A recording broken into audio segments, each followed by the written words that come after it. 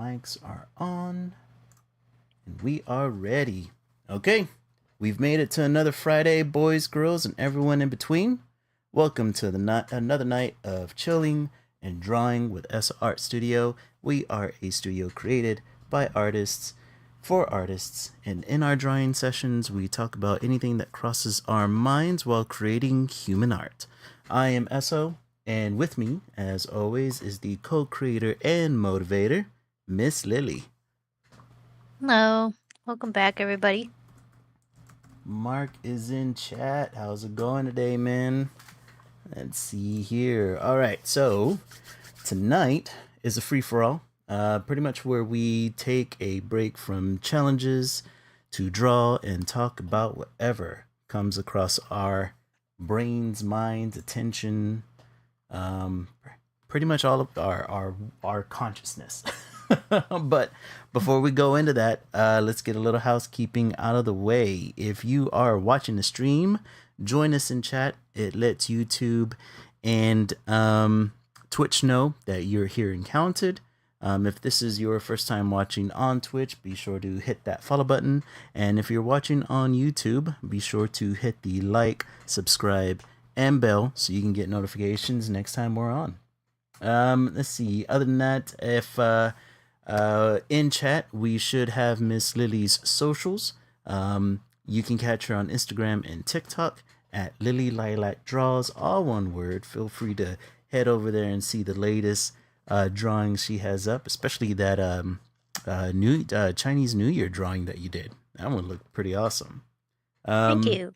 And then, if you want any more artwork, clips, or if you want to donate to the studio, we have our link spree link up on up in the chat as well.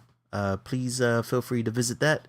And let's see. Other than that, I think we are ready to get into the stream. So let me go ahead and switch the scene over so we can take a look at what we are working on here.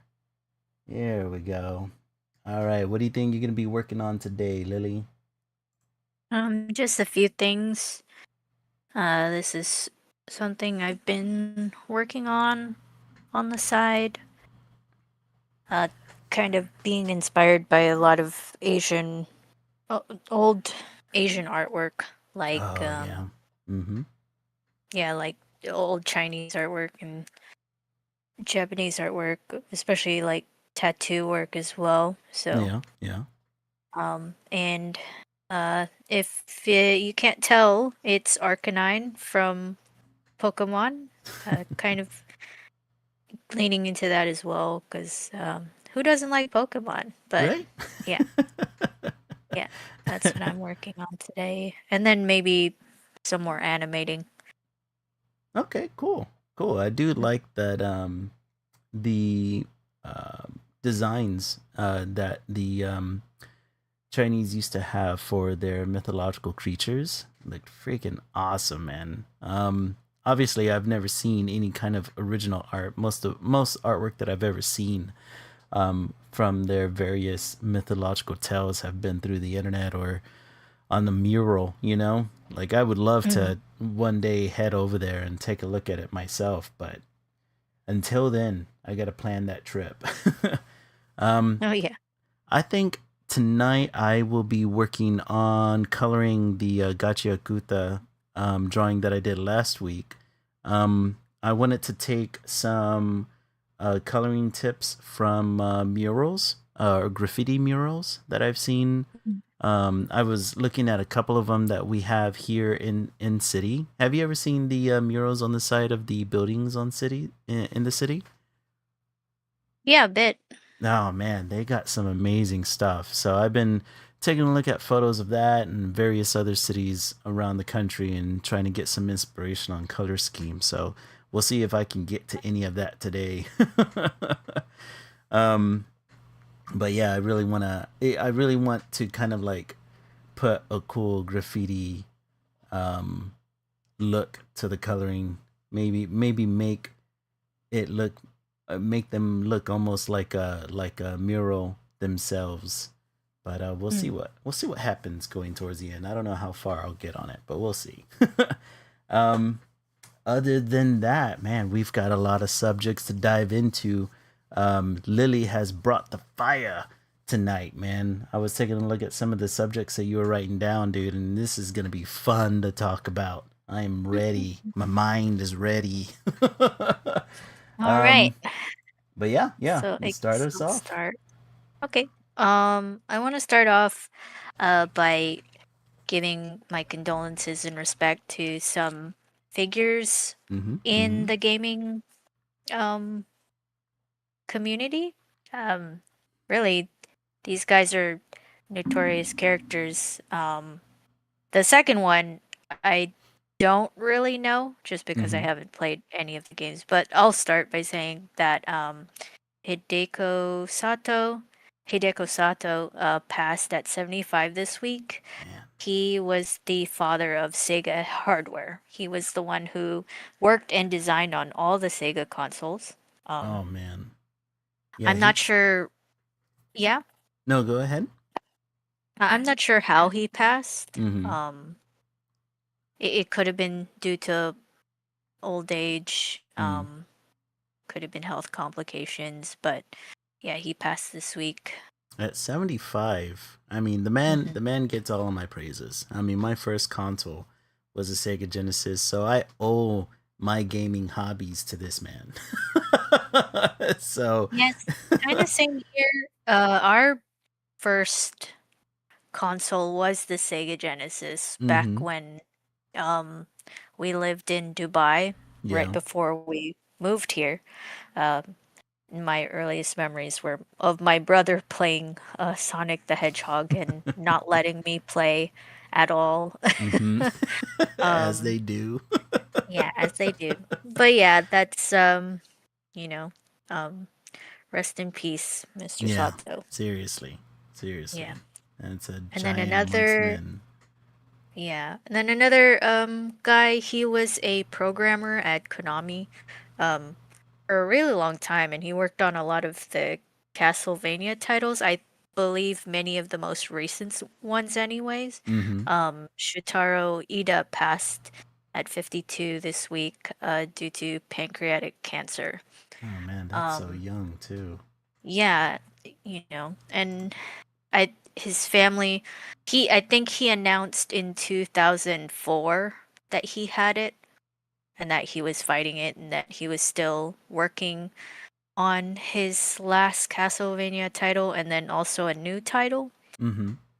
And then when he passed, his family announced it. And I think a longtime friend and colleague of his in the gaming community um, is going to be carrying on his legacy in finishing that last title he was working on.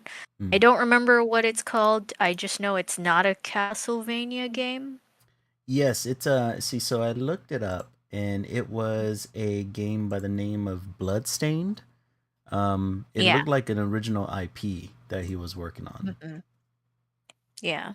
So, I mean, yeah, um, he has a long history, not only mm. of the Castlevania franchise, but he was also a key developer on the Metal Gear Solid franchise too. And Oh yeah. yeah, I didn't know that until I was researching games that he's worked on in the past, and I was like, oh no, Mm. like he worked on some of my favorite franchises. Yeah. That's kind of crazy. Yeah. Well, since he worked at Konami, then he's worked at Konami for For a much long longer time. than Yeah. than I remembered. Yeah, Dang. because Well, the earliest Metal Gear Solid game was almost what, a decade ago. So yeah. only? Are you sure? I mean, it may be more. Maybe I'm trying not to age Metal myself Gear here. Solid. Is That's it? an okay, not to age us or anything, but Yeah. that's kind of an old game. Well, Like Metal Gear. Well, the first latest. one anyway. I guess the latest Metal Gear Solid 5 was released in, what was that? 2015. So that was a little over a decade ago.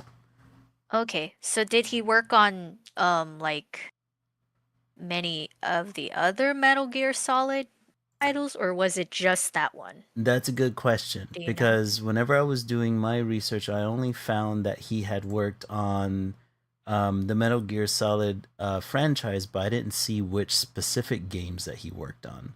So Mm, I can only okay. assume that it may have been some of the earlier titles as opposed to, especially, well, I mean, like you said, if he worked on Castlevania, it could have been the later titles as well. But I mean, he had to have Yeah, if it worked were hand the in hand later, with yeah. Hideo Kojima. I think I read that too. I'm not sure, but he worked on some pretty big titles. Castlevania is one of them. Funnily enough, I saw when they announced his passing, they put up the picture the for the anime, Mm-hmm. um, Flash cartoon that got released on Netflix, and I was like, did he help? Did he help with that? No, he didn't. But which is like, I don't like that they're doing that.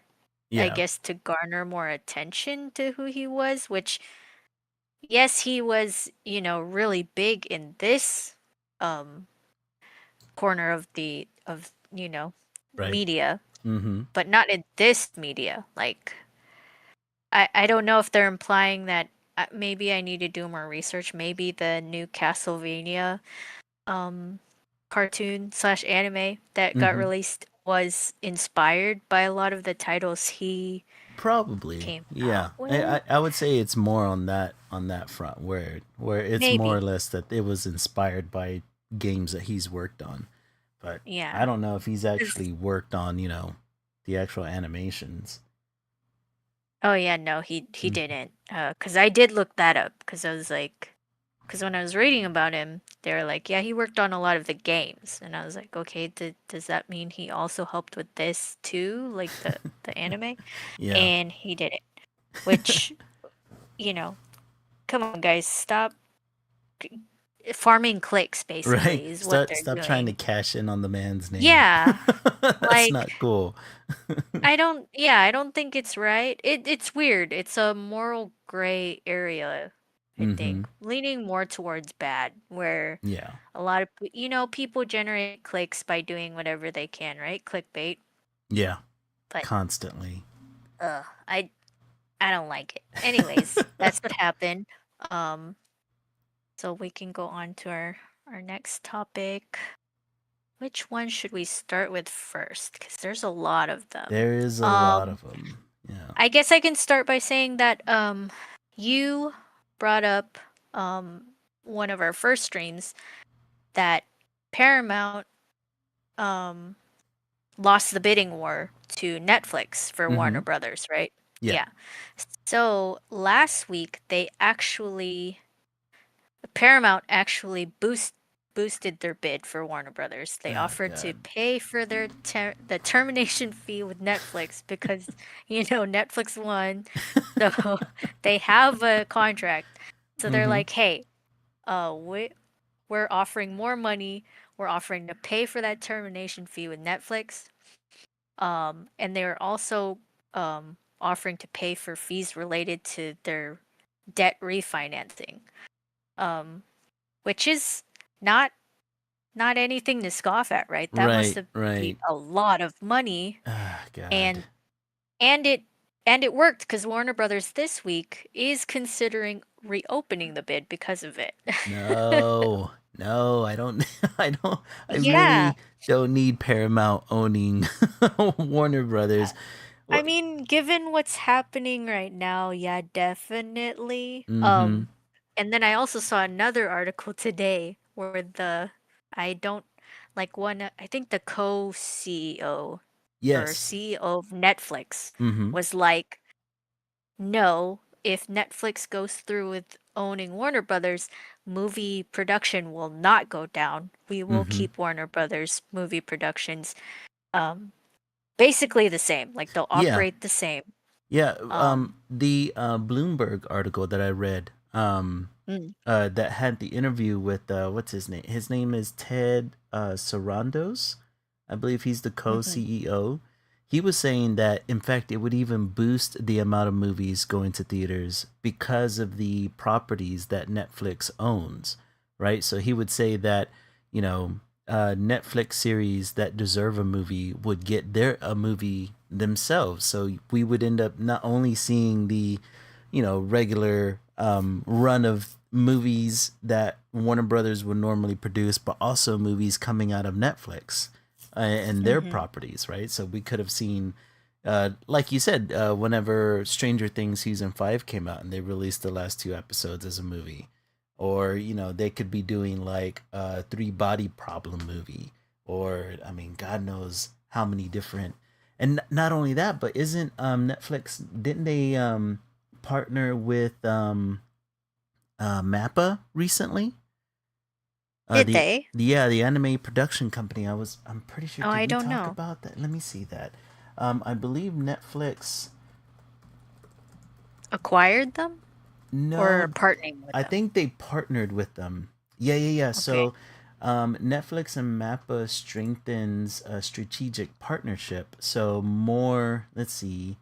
At They say Netflix and Mappa strengthens strategic partnership aiming to co-create a world-class animation studio model. So it looks like Netflix is going to be boosting Mappa Studio. Let's see here. They're going to work together on new projects with a global perspective, from Mm-hmm. story development to merchandise, and Netflix will exclusively stream a slate of original Mappa produced anime titles to members worldwide. So imagine you can only imagine that if Netflix acquires Warner Brothers, we could be getting possibly even more anime movies hitting the United States, Yeah. right? Mm-hmm. But that's what I said. I said I wasn't worried about Netflix Mm-hmm. stopping production on movies because they saw the potential with their last two movie releases. They Mm-hmm. saw all the bank coming in with I don't even know if it was even a week altogether of Yeah. days where they Yeah. released K-pop Demon Hunters.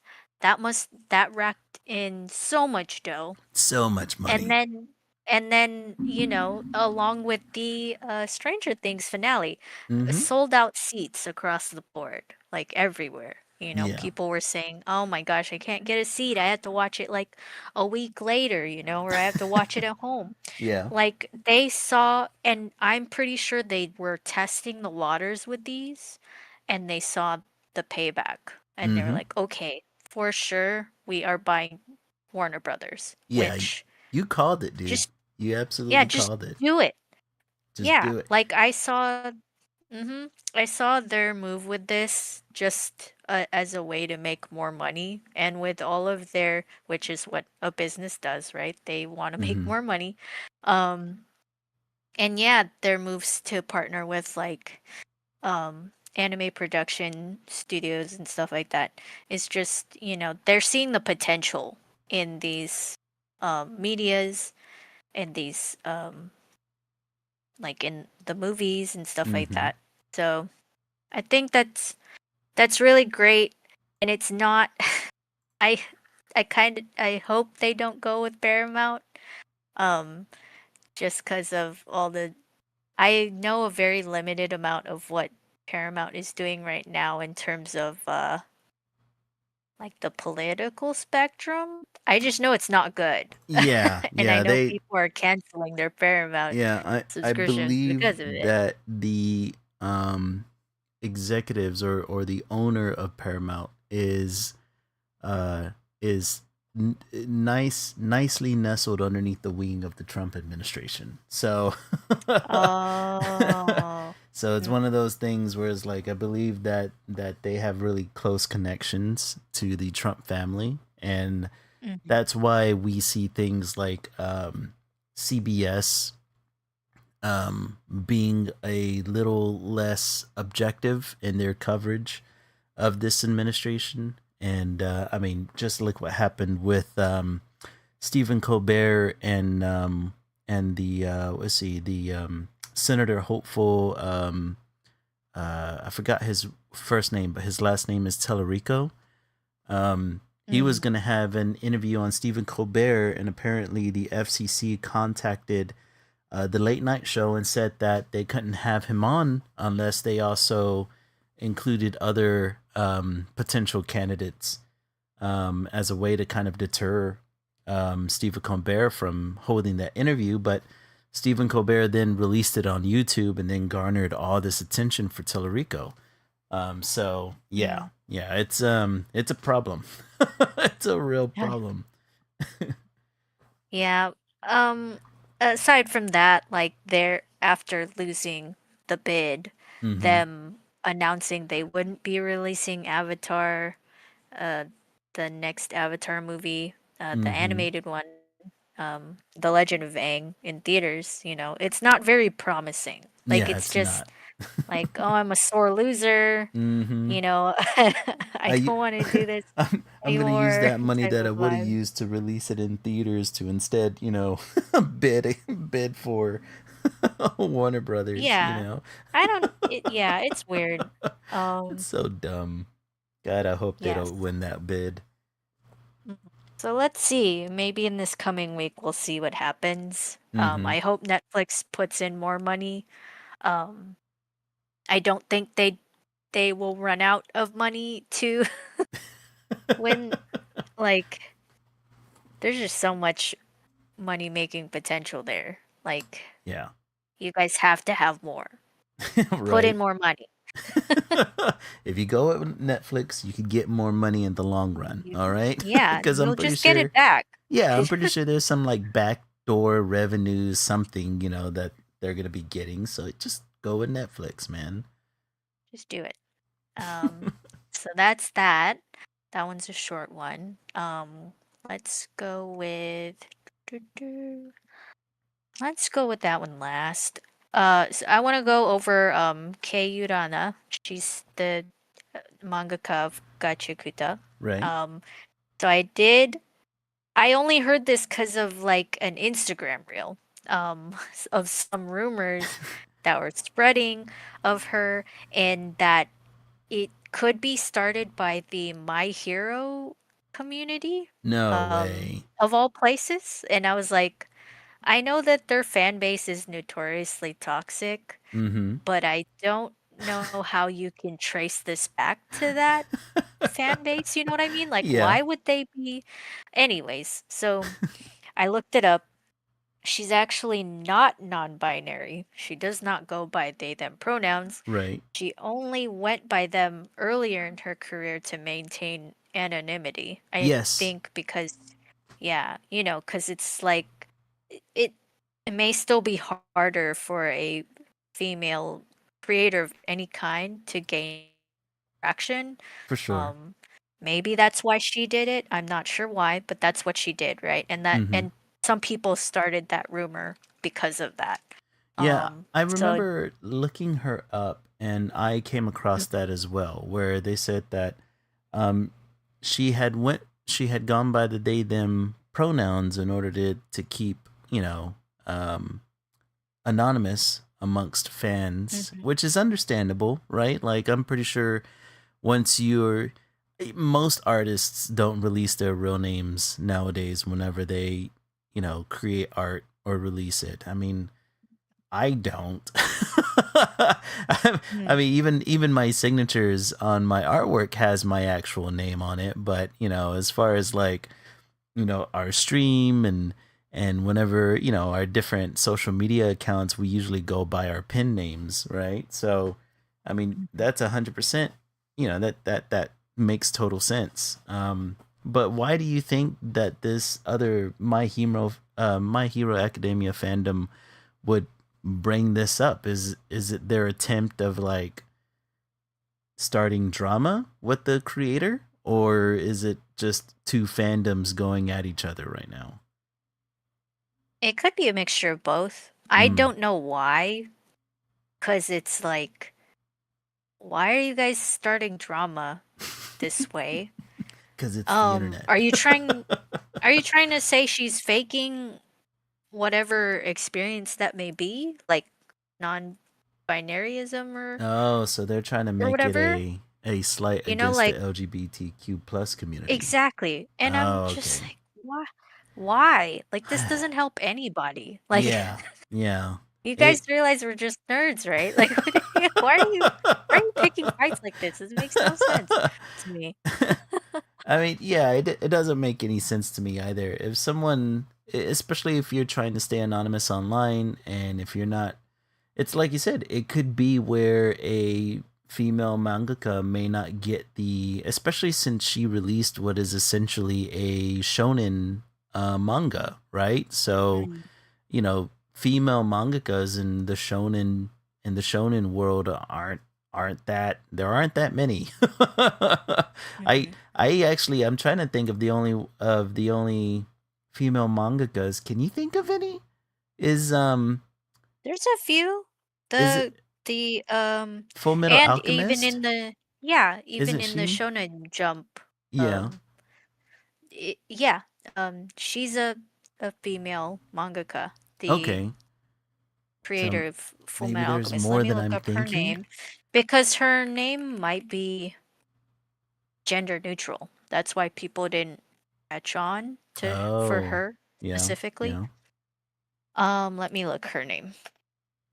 Yeah, I don't think if she was at any time trying to. Yeah, so her name is Hiromu Arakawa. Hmm. Um, she took the oh, she knew Full Metal Alchemist was a gender-neutral anime and could be enjoyed by all. Mm-hmm. This is after an answer of why did Hiromu Arakawa change her name? So she actually changed it. Oh. This is the answer. Even after that, she took the initiative to change her pen name to resemble a man. Hiromu Arakawa did not want fans to neglect Full Metal Alchemist Brotherhood. So I think maybe it's not an because industry issue, but it's a social issue where people may I not pick mean, up the manga if they think that it's their their favorite shonen's being written by a woman. oh yeah, definitely. I mean, Yeah. look at J.K. Rowling, Yeah. which I know fuck J.K. Rowling, but J.K. Rowling is a good example. Mm-hmm. When she was not like whenever she got popular with Harry Potter, it was much later in her life because she was a writer before then. Mm-hmm. Um, just none of her stuff was catching on. Um, and I think that's why she went under her like shortened name J.K. Rowling because it's more masculine. Yeah. Um, yeah. And another female mangaka that's pretty um popular, I think it's kind of obvious she's a female mangaka, is the one for Inuyasha. Yes. Yes, for sure. Yeah, she's female. Her name Inuyasha is is considered a shonen, correct? a shoujo.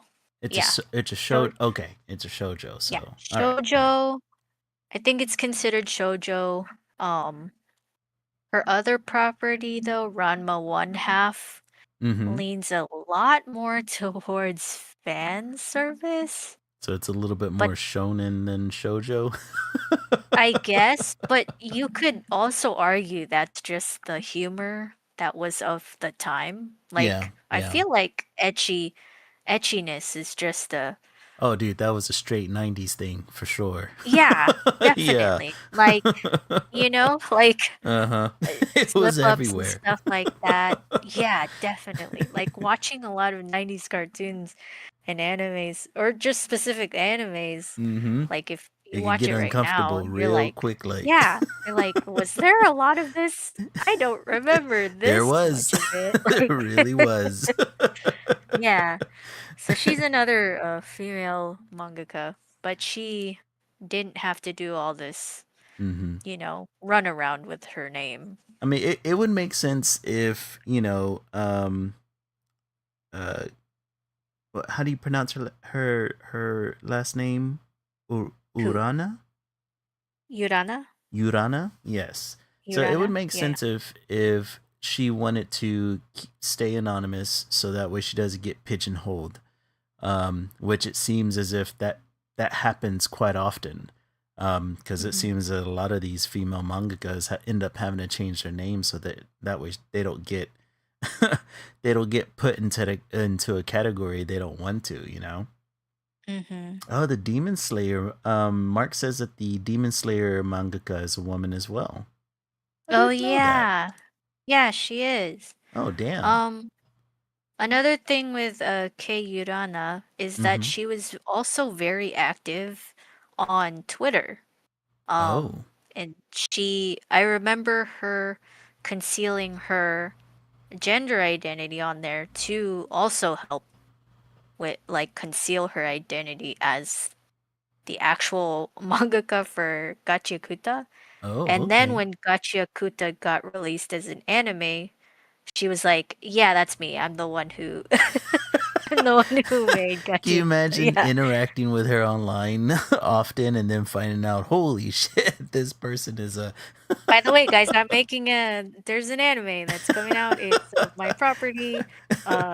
Check it out. And you're like, holy shit, I talked to her Yeah, like right? That would freak me out. on Like, Twitter. dude. Yeah. Which speaking of Twitter, she has also announced she's left Twitter because she was Oh, like, good. yeah, no, this place is a hellscape. Mm-hmm. Screw Twitter. Yeah, yeah. That place is a literal cesspool at this point. Yeah, I've always hated it. But to to go past that, just wanted to clear the room because I always want to respect whatever Mm-hmm. gender identity people follow, but I also want to get my facts straight. Um, so For there's sure, that. for sure. Yeah, but the rumor mill that's going on around her right now that people are saying is being started by the My Hero community. I don't know why. Is that she's racist for the stage plays use of non-black actors to portray the black characters in Right. her property. Mm-hmm. Um, so I looked it up. I was like, okay, I know that these stage plays exist. Like there was Mm-hmm. one for Naruto, there was one for I think Demon Slayer. Like there's a lot of you'd be surprised how many stage plays there are of animes. Yeah, I didn't Um, know that the Broadway-esque industry in Japan is huge. yeah, always surprises me. But so they made one for her property. So I was like, Mm-hmm. okay, do mangakas have a connection to the stage plays? Um, and it said no. They actually have no control over their own, which is crazy to me. They have Yeah. no control eh, over their own property. Yeah, I think we kind of touched on this last stream where it was like I was doubting whether or not they even have a lot of control whenever their property gets turned into an anime, right? And it seems as Mhm. if it's even less so for for if their property gets turned into a play, which is Mhm. crazy. Yeah, I think it's different in obviously different countries, Mhm. um, and for different mediums. So Right. yeah, I did read that they don't really have that much say in the stage plays Mhm. to give the creative liberties and freedoms to the directors of the stage play. I don't Right. know. That's what I read, and I don't think it makes sense. But she she has tried, and I wish people would like look this up. Maybe people did, right? Mhm. But I was like, Or they okay, just ignore it. what yeah, what did she must have tried to do something, right? Mhm. Because she's very vocal on Twitter. And she did. She did. She requested for the director to try and find black actors who spoke Japanese to Mhm. portray the black characters in the stage play. The director said they couldn't find any with enough e- experience, Right. which a lot of people speculate is a lie. It's probably They BS. probably, yeah, they probably Yeah. just didn't try hard enough. Yeah. Um, and then she has also tried to just tell them, okay, then just please don't use blackface. Please don't use makeup to Mm-hmm. try and darken the actor's skin to match the characters, and they didn't do that either. so whenever you brought the subject up, I didn't know about the stage play either. I hadn't run across anyone talking about it yet. But whenever I looked it up and I found the photographs for it, which I'll probably put the photographs up on the VOD. Um yeah. Yeah, they definitely darken these characters. And it's like it's not like hey, they're covering their faces with shoe polish or nothing, but it's definitely yeah, they're trying to make the characters out to be darker because obviously in the manga and in the anime these are black characters. Um I tried looking at this from a Japanese standpoint, right? Which obviously I'm pretty sure there aren't going to be a ton of, black Japanese actors in Japan. I'm pretty sure there's a few, but there's probably not a lot. And the Japanese are, they're really hell bent on keeping um a lot of properties that they promote. Well, I mean, okay, so let's be frank. They've gone pretty far right in the recent in their recent elections, right? Hmm. And they've gone very anti-immigrant over there as well. So Hmm. it doesn't doesn't surprise me too much that they are now like all of a sudden being like, no, we need actors that speak perfect Japanese or else they don't meet the cut. And yeah, Oh. and I'm pretty sure this weeds out a lot of potential black actors um in Japan. You know what I mean? Hmm. And Yeah. so yeah, Japan has always been known to be very xenophobic, especially the older generations. And I'm pretty sure the people who are directing these plays aren't exactly millennials. You know what I mean? So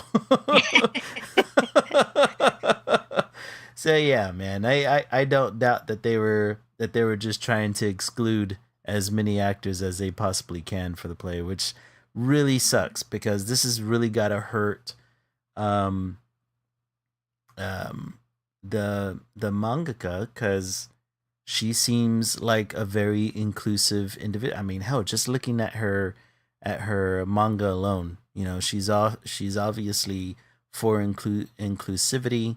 Hmm. She's inspired by Western culture, and then for this to happen, I mean, has got to just utterly piss you off as a creative. Yeah. Oh my god.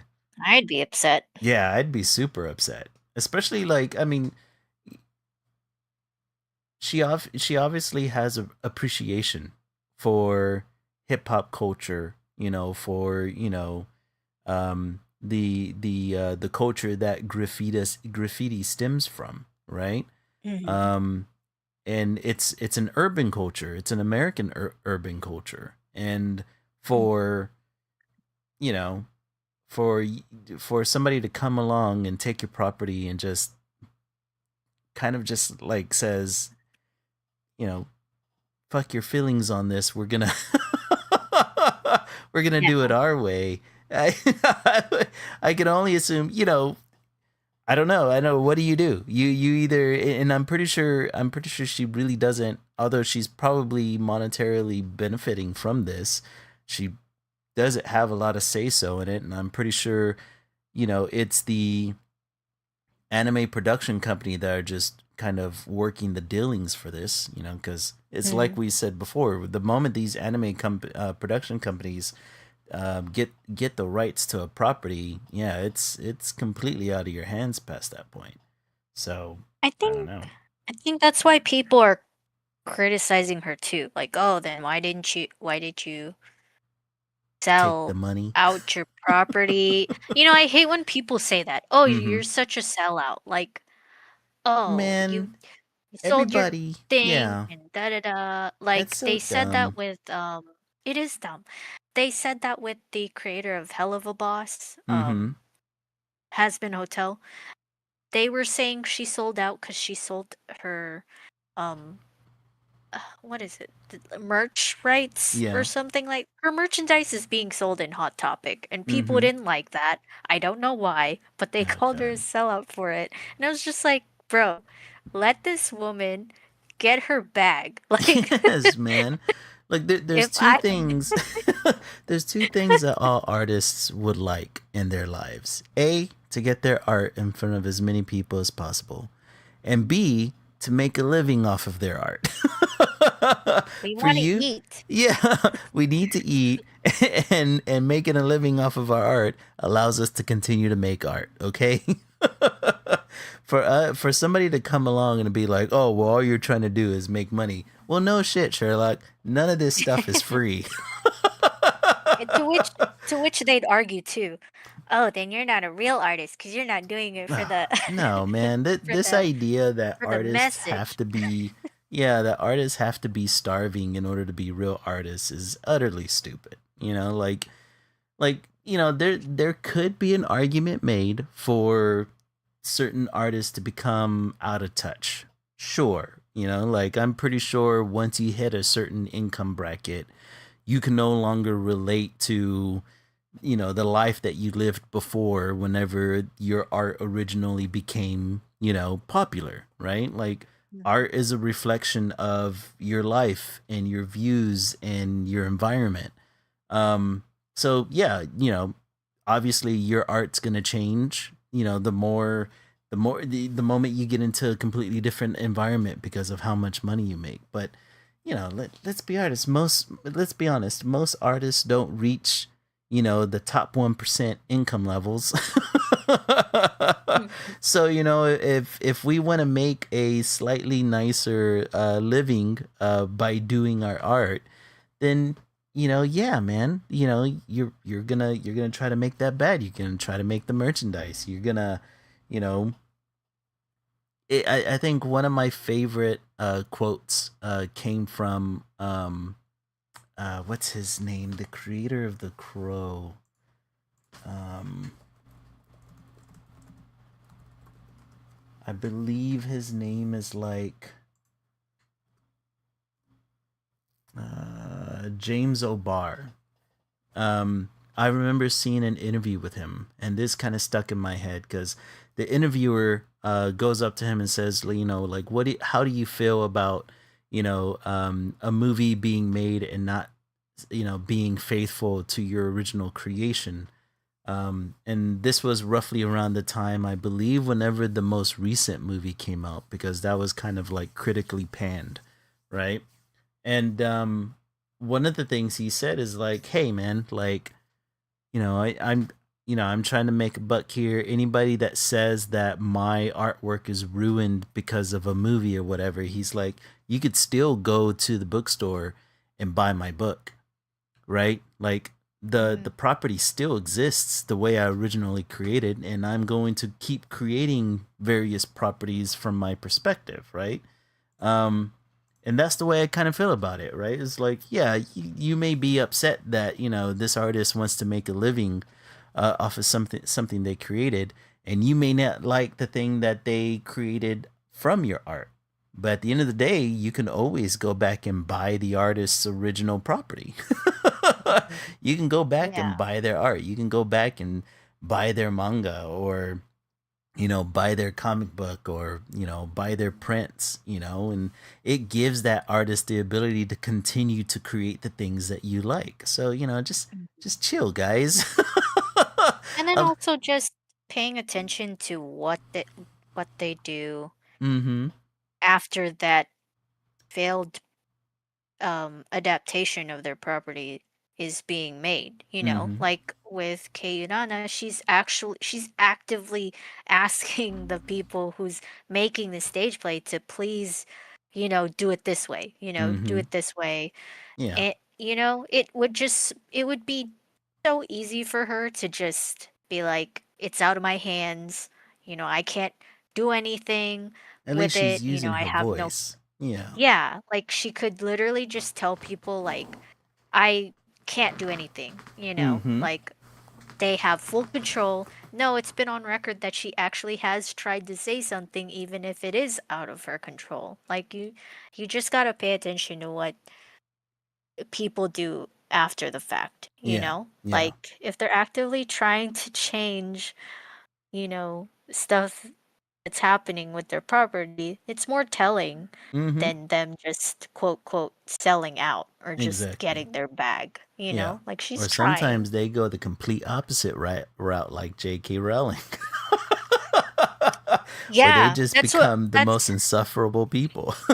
yeah, that's the other thing too. Like that goes with that too. Pay attention to what these creators do afterwards. Like Mm-hmm. it's just so telling of their actual character.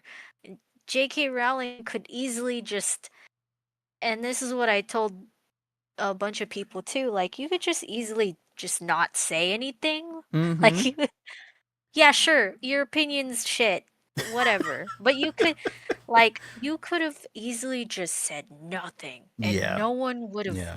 batted an eye and knew that you were actually a shit person. But Mm-hmm. she makes it a point to You make it had to known be sure to let the you're a whole damn world shit know. person. You're Especially actually having a not a good property. person. Yeah, especially after having a property where it's like your property's pretty inclusive, man. And It's had some crazy. pretty decent morals, and then all of a sudden you turned out to be this kind of person? What the shit? Yeah. Yeah. How does that That's happen? total whiplash, all that with all that. Like, I could not believe it because it was like, "Really? Mm-hmm. You really? This is how you turned out? Okay, that's great. Thanks a lot for ruining my childhood." Right. Basically. Now I can't properly enjoy this property Now anymore. now Way I to just can't go. look at it the same. Yeah. Yeah. God, man. Oh, So annoying. But it rest is in super peace, weird J.K. that you Rowling. have this fandom um that is really trying to tear down this creator. I Well, I that's the mean, thing, I don't know if it's even the My Hero community, like, why I don't know what basis that person on Instagram had to say that, like what proof they had, mm, because they didn't show any proof. So I'm just like, are you saying this for clickbait too? Like, it I are mean you it just very well trying to could be. It garner wouldn't surprise response? me. Yeah. Yeah, just trying to drum up drama for the sake of. Don't get me wrong, right? Obviously, seeing this odd blackface in Japan is unsettling, right? I mean, like I said, first Mhm. time I saw it was today, and I was just like, "What in the two flying fucks is this?" That's really bad. It's really bad, guys. You should It's not be really doing bad, this. Japan. Stop Um, it. the other side of the logical side of my brain's like, well, obviously this is in Japan. They may not have black actors in Japan, but it's still a weird creative decision to be like, well, let's just darken them a bit. It's like, hey, if Yeah, yeah. Like, I yeah, can agree that maybe they might not have a lot of black maybe not. actors Who in Japan. knows? I can totally believe that. Yeah, But there's but nothing saying you have to do this. exactly. And there's a lot of history telling you shouldn't do this. Yeah, Like, all you gotta do is look across the ocean and be like, yeah, whenever they did that, wasn't so great. that's what I'm saying. Like the internet is so accessible and there Yes, has to have been someone on your marketing team that was just like, I don't know, "Yeah, no, man. let's not do that. That's I mean, pretty bad." if we're gonna be honest, though, a lot of Japanese countries or a lot of Japanese companies don't seem as if they have the internet. You know what I mean? Like these I guys seem yeah, as if yeah, they're yeah. still stuck in the 80s. It really makes you wonder, Mm-hmm. because, I grew up Filipino and Yeah. my parents, grew up in the Philippines. Mm-hmm. They really had no idea about, like, American history. Mm-hmm. Um, of course you learn bits and pieces because c countries and stuff like that Yeah. intermingle. Yeah. The Through cultural Philippines had osmosis for the most part. yeah, Yeah. we've also become, like, a protected property by the Mm-hmm. US, so obviously there was some tie in there. But they're not gonna know like everything Mm-hmm. about like what happened in the US, let alone blackface for one, you know? Yeah. So I can Yeah. kind of give them some leeway there, but it's just like we're in the 21st century where people are like actively talking about things. Yeah. But then again, you have to think about it this way because the content that is geared toward us, like that content's only seen by us, like an Yeah. It could be American completely audience. different over there. Um. So yeah, I kind of take it back. Like maybe they just don't know, which makes me I kind of I don't know, man, because sympathize. it's like I watch a number of influencers that are in Japan where it's Mm, like they have a pretty big following in Japan too. So it's like mm, obviously there's some cross cultural pollination going on there. So and then to even have a manga like Gachiokuta come out that has mm. such heavy influences from the West, like I don't see how that. And again, we're again talking about like whoever is directing this play could, for the most part, just be of an older generation who do not give two flying rats' asses about Yeah. what's They could just happening. align.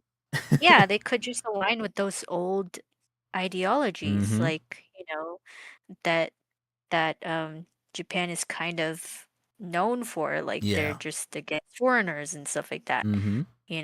which is very unfortunate, and Yeah. it's Yeah. unfortunate to hear too that they're just kind of leaning towards that politically Unfortunately, as well. yeah, they're leaning Yeah. into heavy anti-immigrant sentiments over there. Yeah. Yeah. It's Mark makes a it's good just point where he says that don't a lot of Japanese companies still primarily use fax machines? From what I've heard, yes. I think it wasn't until recently where banks, local Japanese banks, started issuing debit cards. From what I hear, what do you so mean? What do you mean? so apparently, from what I've heard, is that and this is coming from Japanese influencers, right? Who live Mm, in Japan. They talk about mhm, how they have to take money out of their banks and that they have a credit card and a debit card. They're two separate cards. You know how we can use our debit cards um, for purchases that aren't exactly debit, right? Like it's mm, you can use the card everywhere. Or I'm sorry. So there's one card that they can only draw money out from, right? Like go to an mm, ATM and draw money out. And then there's another card that you can use for everyday purchases, and that they have to use these separately. And that in order to like transfer, let's say if you have a out of country banking account, right? In order to be able to wire money between two international banks, that it becomes a whole process because they have to use like it's extremely slow. There's like five levels of bureaucracy and everything is like faxed from from one jeez. company over to the other. And every time I hear these stories, I'm like, oh God, that sounds horrific. Yeah. Like they talk about having to walk around. I forgot what it's called, but there's this specific stamp that they use in Japan in order to sign important documentation. And Oh, that yeah. you can Mhm, only use that stamp. You can't just write your signature, mhm. which is, it's probably something that's left over from, older generations that they still implement today, which is crazy in the digital age, right? I mean, like sometimes it baffles me that we can't vote via phone with how digital we've become as a world, Yeah, it's kind but of crazy. Mhm. but yeah, to think about the hoops they have to jump through for this is crazy, man. Yeah. It wouldn't surprise me. It wouldn't surprise me if, well, A, it doesn't surprise me that they're doing this B, it is a big shock to us because we've learned over the years that this is a big no no, right? Like, you should probably stay away from doing blackface as much as possible. But on the other hand of it, well, I don't. I was about to say that black culture is relatively new to Japan, but I don't even think that's true. I don't think that's true at all. I mean, Just, yeah, I think yeah. in a way they think, and I've seen this argument too with Mm-hmm. cosplayers, that they're not committing blackface um in the toxic form that it was, Mm-hmm. you know? Like Yeah. it's just really bad caricatures of black people. Like Right. very racist characters of black people. That's why it was performed, and it was made to mock them and their Mm-hmm. skin and everything, and Yeah. their stereotypical facial features and stuff like that, Yeah. It was just all bad. But right now, what people are is in the cosplay community and maybe even in Japan, they're saying that it's not that, it's to one, be true to the original character, in Mm-hmm. which case you could argue, well, then if you want to be true to the original character, just hire a black person. All right. Um, the other thing is that they're just like the same way they're appreciating a culture by learning about like the clothing and the music and stuff like that. Mm-hmm. They're also honoring that culture through the skin tone, You know, which, that may not be far from the truth, only because we don't yeah. know if they have the same racist undertones that exist here in the United States, right? Mhm. Um, Obviously, whenever it comes to racism, that's such a granular thing depending on where you are in the world, right? Because right now there's a big old fight that's happening between South Koreans and and Filipino people. So, from what I see online, so Oh, there's all kinds of crazy stuff. Yep. oh yeah, the racism that's happening between these two Asian cultures is insane. So I don't, you know, maybe they don't have the same type of animosity that exist, or the the animosity racism that exists here. So to Yeah. them it could It's be like, more appreciative as opposed to being more, you know, what's the word I'm looking for? it's more Not appreciative than it is than it is like mocking the skin color or mocking. anything to Yeah, that degree. Yeah, exactly. because they have no idea what minstrel shows were, or at least I'm assuming they don't have any idea what minstrel shows were and what they represented here in the United States. You know, even though Mhm. like, you know, a lot of people can make the argument that anime was is a descendant of like, you know, animation that came from out of Disney, you know, and that and you know there's arguments that there was cross pollination with early Disney works, and early Disney works had callbacks to Racist minstrel shows. depiction. Yeah, exactly. So Yeah. it's like, yeah, it may not be the same, but it's still a shock to see it in modern day world because we understand that it's something that shouldn't be done. Mhm. But again, who knows if they know that? Yeah. Um, it's definitely interesting to see just Mhm. how different like cultures and people are just around the world. Like Yeah.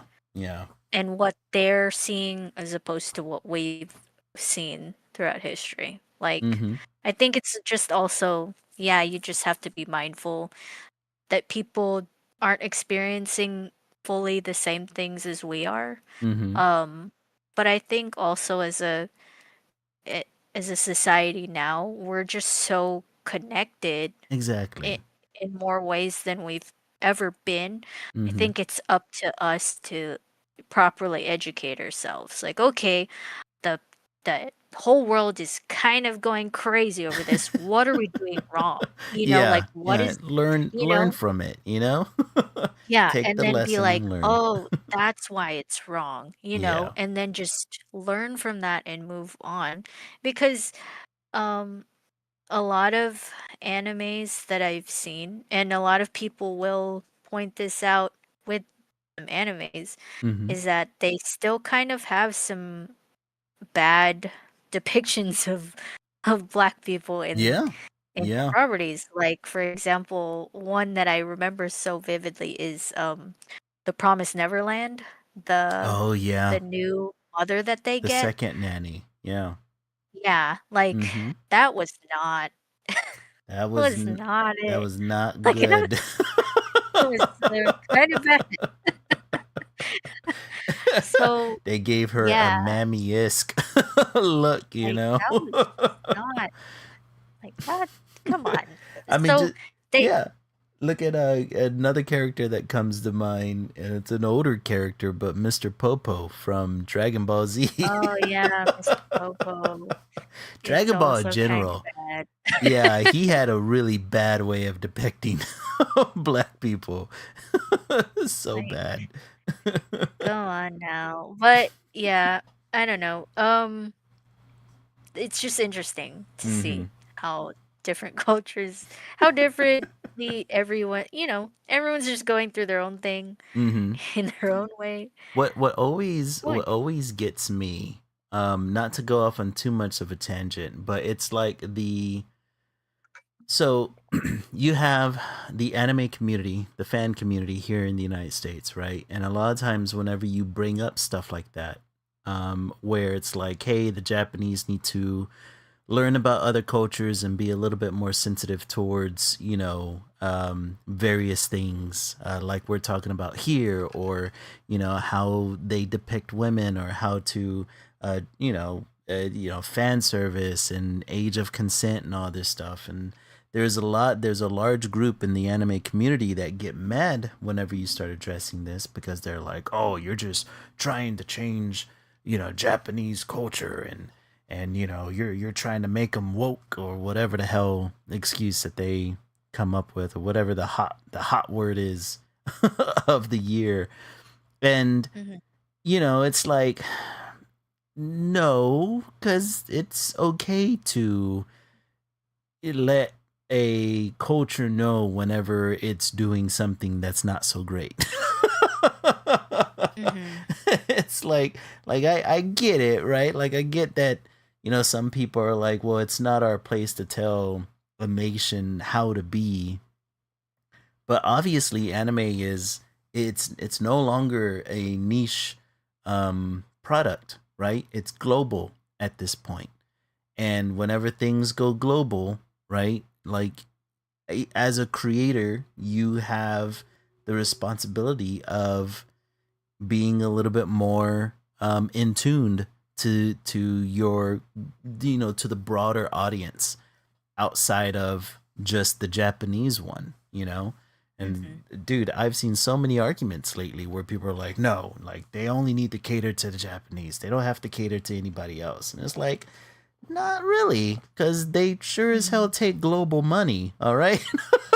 Yeah, exactly. Like they're okay with taking everybody else's money. So it's, and unless if they want to keep that trend going, you kind of have to be more conscious of the Mhm. people who are ingesting and buying your product. Yeah.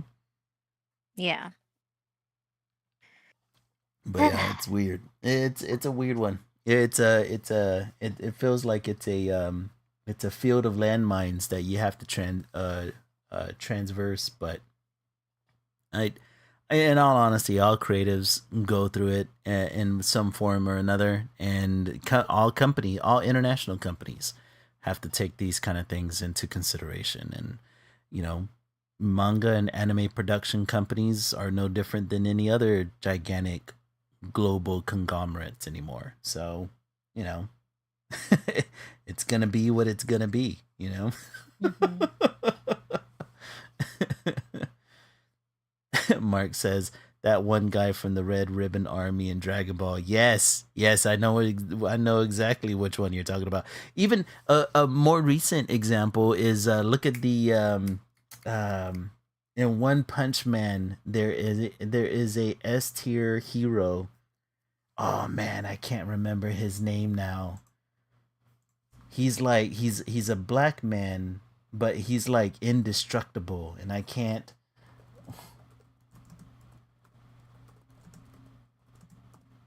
remember his name, but even he looks super stereotypical. Think I remember someone. Yeah, do you? Oh, his name is Super Alloy Darkshine. Yeah. And the way they make him look in the anime is it's horrific, man. They give him the light colored, tire tube lips, and his eyes are Yeah, super that wide and that one, like the lips thing is just not yeah, it's it. not it, guys. Like, You, why are you guys doing you this? Like, mangakas gotta this stop is doing not that. good. It's just not good at all. Oh man. I think our art our screens are frozen. Oh no, is it frozen? Let me check Yeah, I here. think so. Uh, There we go. That's better. But yeah, so I'm gonna go on with the next topic, if you don't mind. nope, go right on ahead. Okay, so I do want to touch on this one. Um, Mark Zuckerberg testified yesterday in a trial about social media's impact on children's mental health. Hmm. Um, People are seeing this as this era's big tobacco moment. People's pushback against tobacco and how there's no regulations for it for younger people. Like they were allowed to buy it way back when. And maybe not even way back when. It was pretty recent that they just were like, yeah, no, let's not do that. Kids shouldn't be allowed to purchase these things and smoke them. Um, yeah, but so I think it was this woman who put him on trial. Mm-hmm. Yeah, I heard about that lawsuit. Like she started the lawsuit about the negative effects of social media. And I believe YouTube tried to claim that they weren't a social media website. If I remember correctly. Oh, dang it. Lily, can I have you close your stream on Discord and restart it? Because for some reason, Discord's giving me issues here.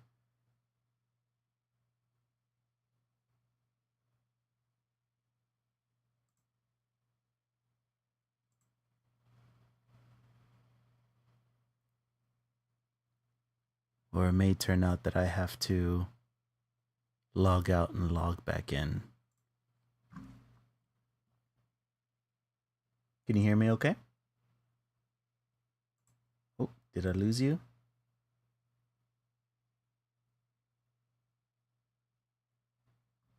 Oh, give me just 1 second, folks. I think I may have lost Lily on Discord. You can hear me okay, right?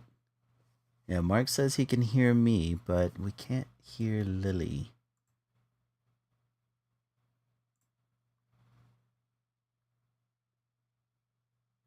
Yeah, let me see if I can log out and then log right back in.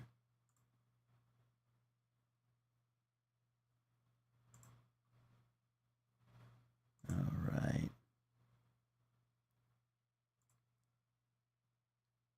Lily, can you hear me okay?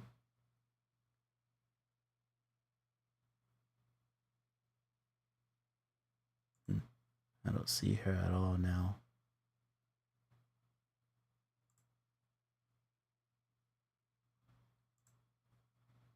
Don't worry, folks. We will try to get this fixed as soon as possible. Until then, I'm just gonna keep drawing here. And then hopefully we can get Lily back. All right, Mark saying that Hello? he's not. Oh, I can hear you again. Yay! Okay. All right. Okay, I can see your stream again as well. Perfect. Okay. Sorry about that. We lost you just for a second. Yeah, I heard everything cut out and I was like, Like, hello? oh crap. Okay, let me pop this out again.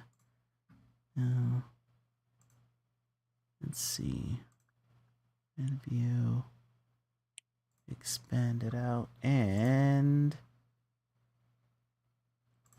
you're back. All right. We got your artwork up again. Okay, sorry about that. What subject were we going over again? We were going Mark Zuckerberg's trial. Okay, right.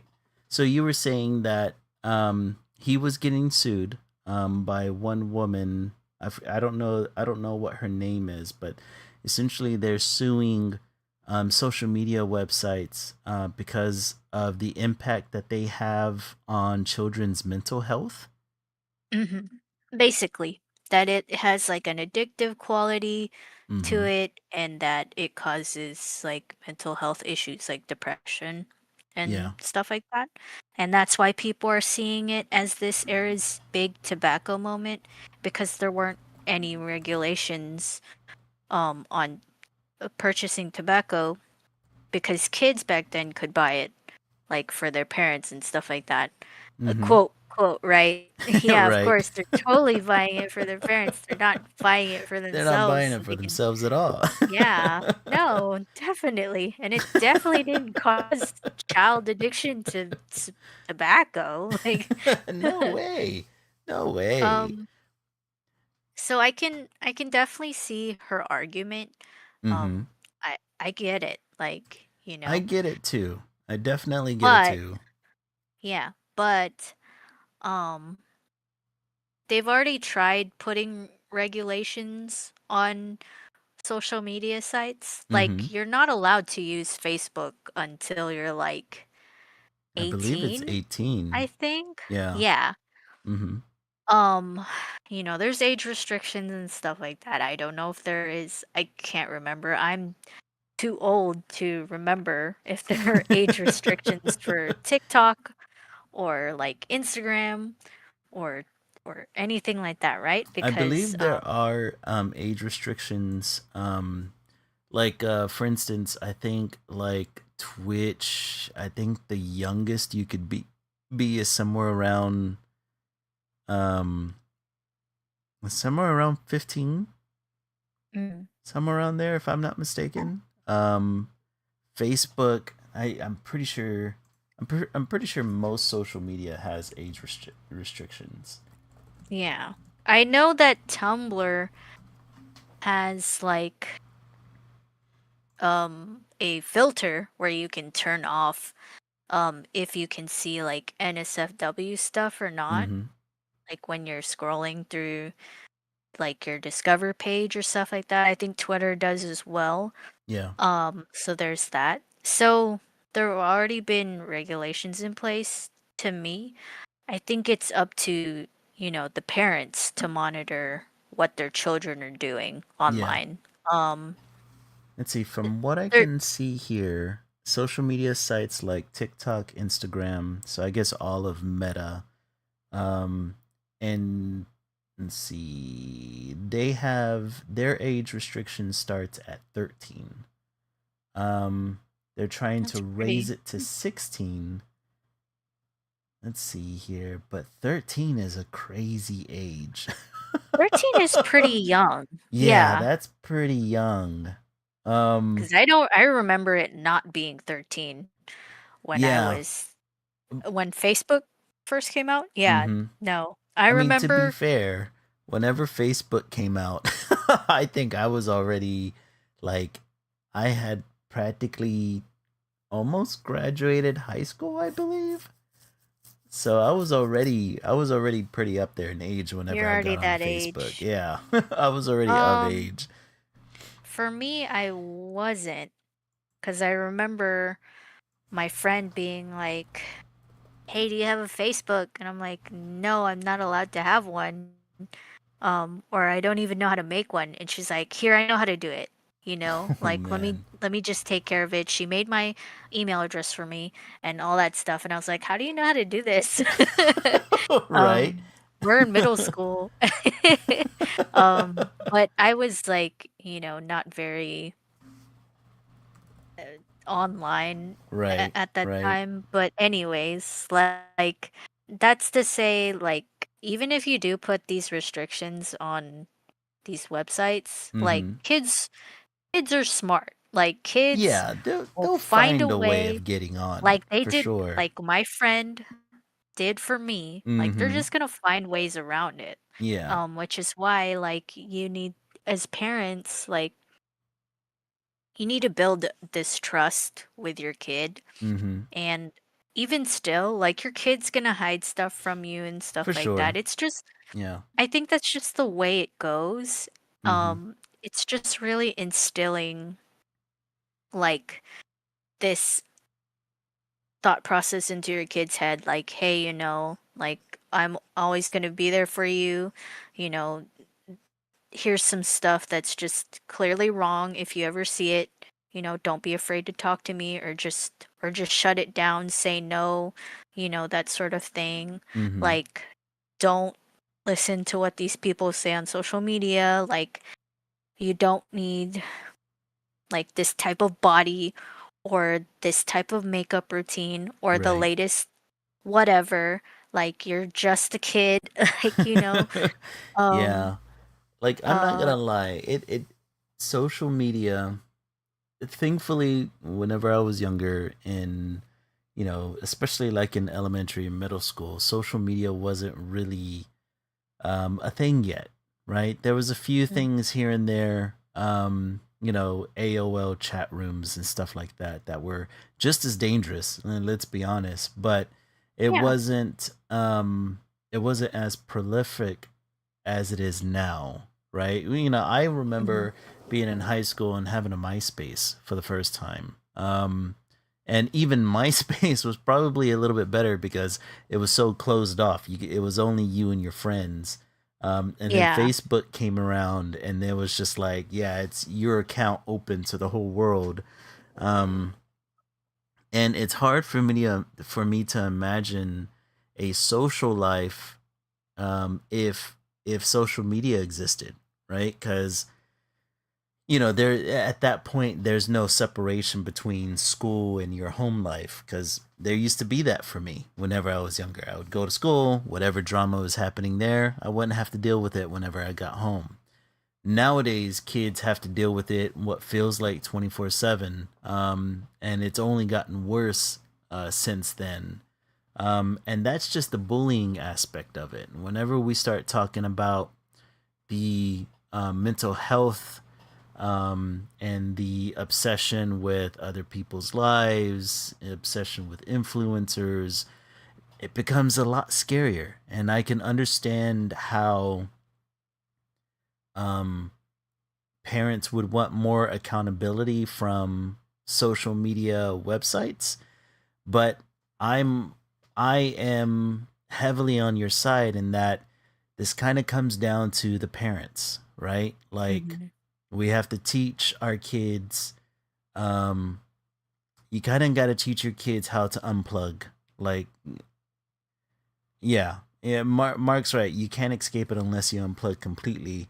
And I think parents kind of have to you have to teach your kid that there has to be a separation between at this point between your online life and your everyday life.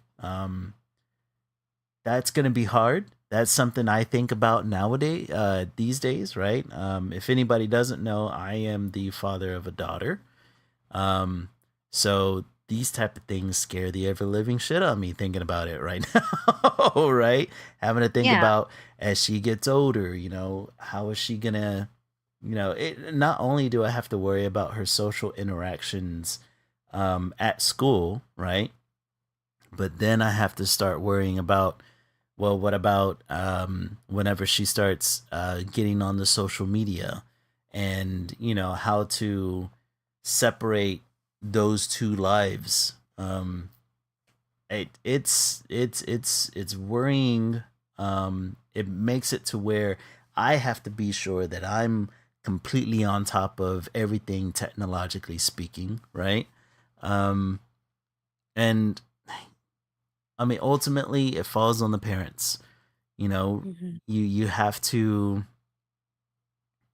you kind of have to teach your kid to unplug, unplug Yeah, from unplug. teach them that, and then also teach them like that they can trust you Mm-hmm. with what's going on if it ever does, because I think it's just going to happen, like Yeah, hopefully not the worst stuff, but you're gonna run into some weird stuff, right? Because yeah, it's the internet. yeah. You're gonna run um into the yeah. doxing is a thing. You're gonna run into that. It kind of reminds me of like whenever kids used to be taught on how to deal with bullies in real life, right? Where you have Mhm. to teach your kid some resilience. Obviously, as parents, you kind of even want to go after the parents of the bully, right? But whenever we're talking about the digital world, there's no going after an IP address. Mhm. There's no going after some anonymous troll on some website. So I think it forces the parents to kind of teach their kids that much more resilience towards you know people who are online. The Mhm. the online anonymous faces. Um, like I said, I think about this stuff a lot. Like how am I going to teach my kid to, be strong, to not allow um, faceless profiles on the internet discourage her or depress her, or not to compare herself too much to influencers. And it really is going to come down to me just like kind of like separating the digital world from her real world. And I don't know, that's gonna become so hard, and it freaks me out, man. It does freak me out as a parent, right? Trying to figure out like how am I gonna deal with these, you know it what's essentially that could end up being a 24-hour bully session. you know uh Mhm. I don't know. I don't know. It's something I try to figure out all the stinking time. But Yeah. I hope that this lawsuit does become a um, because it's like you said, kids will always find a way to get in line, even if you do teach them how to keep their digital life and their real life separate. They're gonna find a way to always interact with their friends. They're gonna find ways to um, gain access to things that you may not want them to. So Yeah. regulations should be um, to a degree they should be not enforced, but put in the books, right? Like I was just looking it up, and the age limit for mostly all the social media websites out there is 13. that's Mhm. that's really low. Yeah, I do remember it being um 18 when I was yeah younger, I for always thought Facebook at least. Yeah, I always thought Facebook was like for college students in the beginning. So you had Yeah. to be 18 or older. But apparently Mhm. that's changed. And I don't know if that's changed for the better. But then the next question at that point is like, okay, well, what does regulation look like? Are we talking about like now we have to upload our personal information to social media sites, which is scary in itself because social media sites are always being um Hacked. yeah, exactly. So do I want Facebook to be able, or Meta, let's say Meta, right? Because that includes Threads and Instagram and Facebook. Do I want Meta to be able to recognize my face through my phone? Do I Mhm. do I want Twitch Do I want Twitch to have like a kids Twitch and a adult Twitch? Do I want YouTube's kind of like that already, right? Like where it's like you have YouTube Kids and regular YouTube. But even that doesn't protect No, kids no, not because not as there are much as you would like people, it to. yeah, there are people uploading like some really weird stuff that Super kids weird are stuff. like Elsagate and stuff like that. Like Yeah, I don't know if you yeah. know that. Oh, I If definitely you know don't, what that is. it's like stuff that is for kid, like regulated quote quote for kids, Hmm. doesn't fully work. It does like Yeah, it's and not perfected, yep. and like I think in that case for Elsagate and stuff like that, yes, it is on the people who run social medias and stuff like that to Hmm. police that because you shouldn't be letting these creepy people Yeah, on yeah, your platform like doing creepy things and yeah. showing it to children. Like It's gonna that's where the be regulation should be. yeah, it's gonna be a two-pronged attack that has to happen, right? Parents Yeah. have to become more involved. They have to Hmm. be more informed on the world of technology out there, and then it has to be partnered with regulation that's coming from the social media websites, right?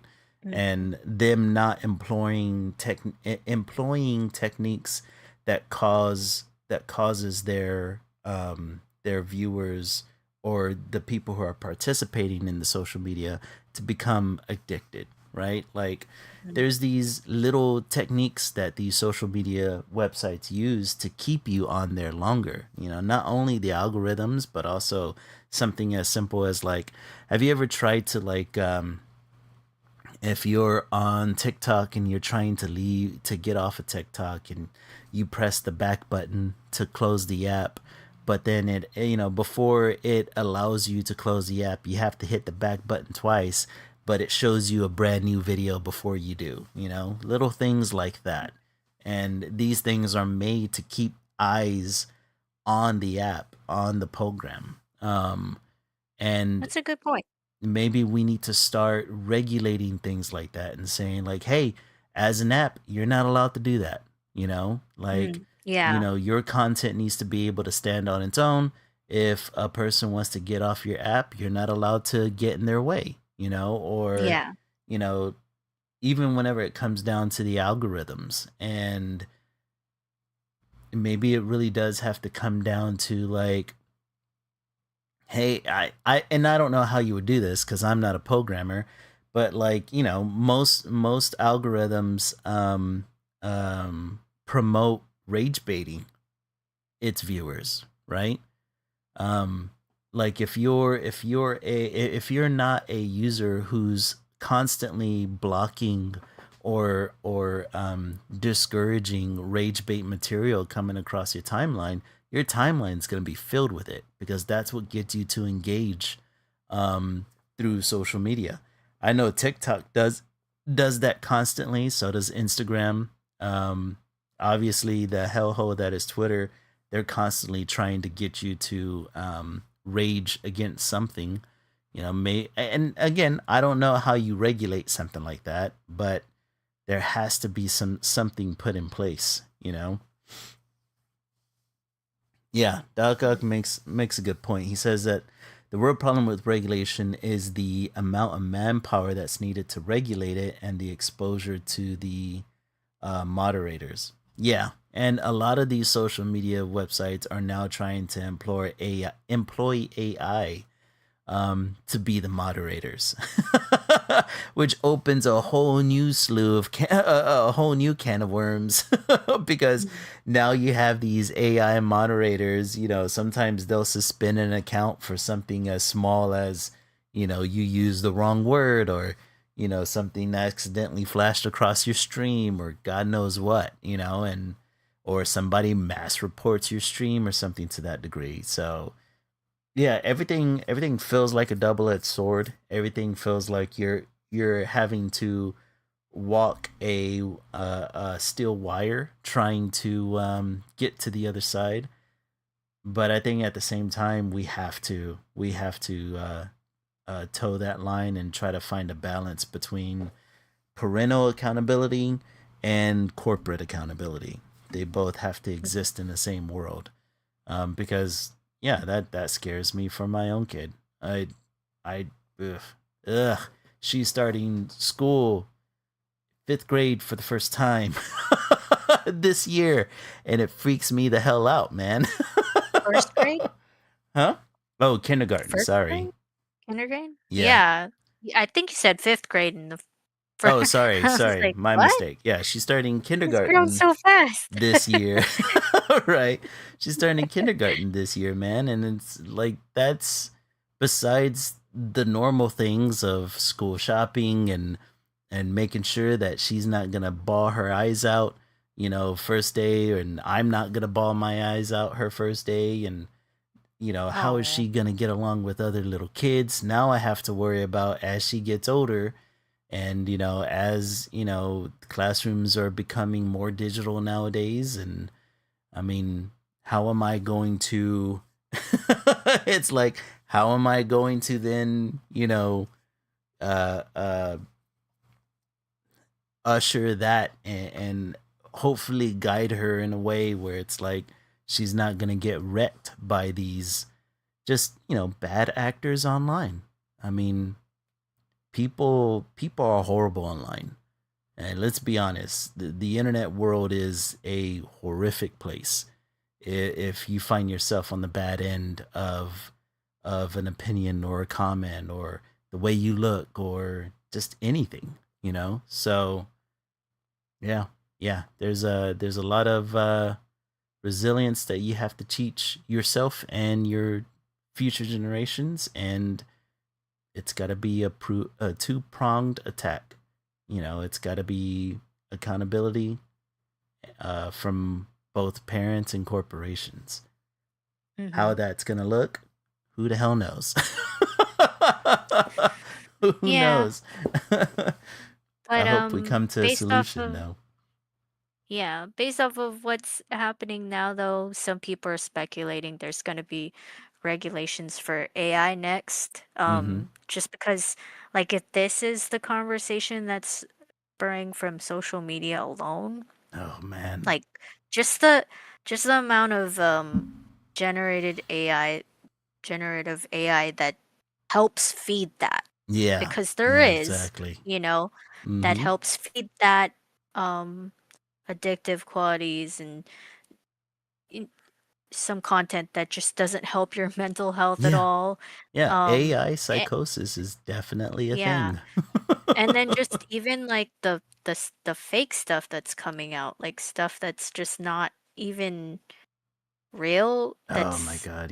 that Yes. people are trying to use to push an agenda, even if it Mm-hmm. is maybe uh towards a good agenda, it's still not right. Like that's just not ethically sound, and it's Mm-hmm. not helping people's psyches at all, because I think it is messing up people's Oh, heads, for sure. because For like you sure. don't know what's real or not. And yeah, so I think it's going to start spurring that question too, like, hey, we should probably start regulating this thing Yeah. because of how much it is also affecting just not just little kids brains, but Mm-hmm. just uh e- the Adult whole brains. general, yeah, just the Yeah. general, um what is it, audience as Yeah. well. Yeah.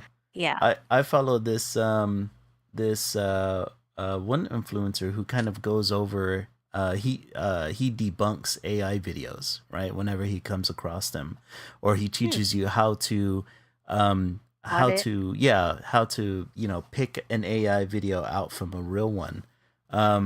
And his most recent video, um he was talking about, I believe this is whenever, what is it called? Sundance? Sea Dance? Sea dance, yeah. Sea Dance. Yeah, whenever Sea Dance came out, he was like, okay, so, the bad news is that AI has gotten so good that it's hard to just visually pick out if the video is fake. That now what Mm-hmm. you have to do is that you have to use your critical thinking skills and ask yourself, Is this something that could actually happen? Or Yeah. ask yourself, or look for multiple sources of this thing happening before you believe it. And that's Yeah. scary, right? Because we live in a world where even with empirical evidence of a number of things, people still don't believe it. Hmm. Much less Yeah. not being able to tell if a video is real or not. Like people don't even Hmm. like looking up multiple sources for verified things, much less this now. And oh my Hmm. god, I can't imagine the kind of world that's going to be coming if AI together with social media is just allowed to run rampant. Like, yeah, Hmm. forget about, what it's going to be doing to the kids. The real question is, what is it going to do to the adults? What's it gonna do to everybody? Yeah, Like what is it that. going to do Just to everybody, man? think about that. Yeah. Let's all think about that. Yeah. So I'm waiting. I'm waiting for the day. I think it's gonna Mm-hmm. happen. Hopefully soon.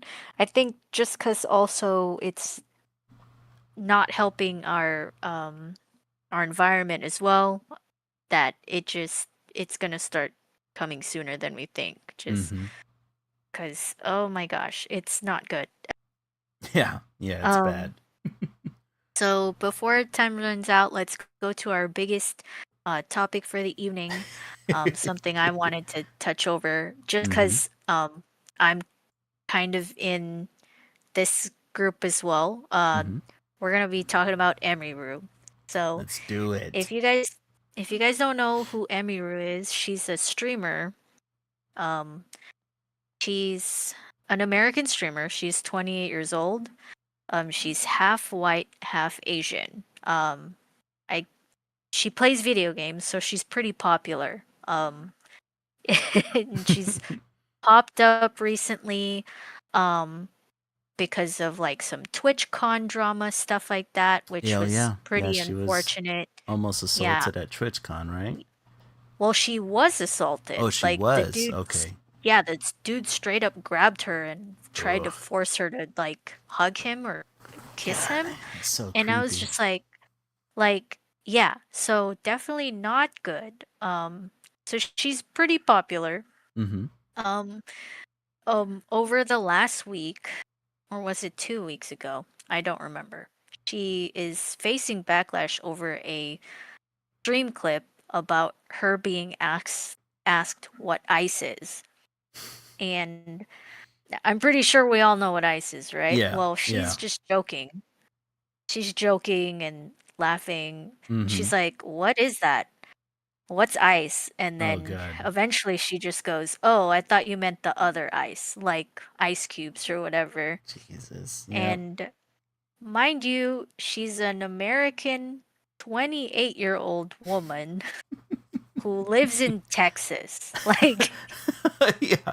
Yeah, like if you don't know what ice is here in this state, you really are not paying attention. you let alone like, yeah, exactly. Like of Mm-hmm. all states, like Texas, Yeah. Yeah. like there's no way you don't know what that is. It's kind of a And big so thing here. she it is, yeah. And so she faced backlash for that. And she even, and I'm glad that you put this in the little notes too. Mm-hmm. She even said this on stream, like, "Oh, if you need to ask a streamer about politics who doesn't regularly talk about politics or whatever, like you need to like get off the internet and go touch grass," was That her reply to that. that irks me. And yeah, this is what I have to say to that. Mm-hmm. She, she's half white, half Asian. Um, she claimed to be apolitical Mm-hmm. after making that statement.